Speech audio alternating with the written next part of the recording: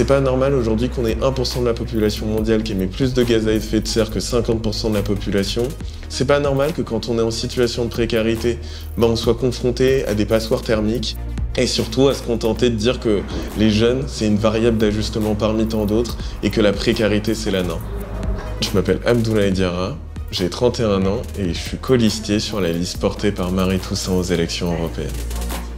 Mon premier engagement remonte au collège, quand j'aidais tout simplement ma mère, qui travaillait dans un hôpital, à nettoyer les sols, pouvoir bénéficier de ses droits dans son syndicat et obtenir des bonnes conditions de travail. Et ça a été un peu l'un des moteurs de mon engagement, garantir le fait que les personnes en situation de précarité puissent sortir des galères et qu'on puisse leur trouver des solutions.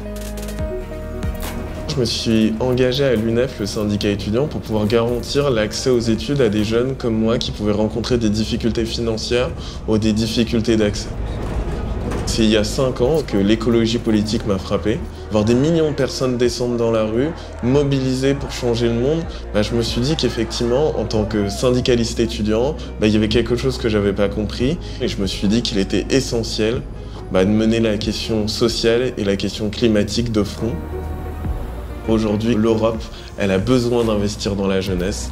Un jeune sur 2 qui est amené à devoir sauter un repas par jour tout simplement pour faire face au coût de la vie, c'est pas quelque chose de normal. Sans la jeunesse, il n'y a pas d'Europe. Sans la jeunesse, nous ne pouvons pas avancer. Donc, collectivement, l'ensemble de la société européenne fait le choix de parier sur la jeunesse, sur le fait de la protéger et sur le fait de la mettre dans les meilleures conditions possibles pour réussir.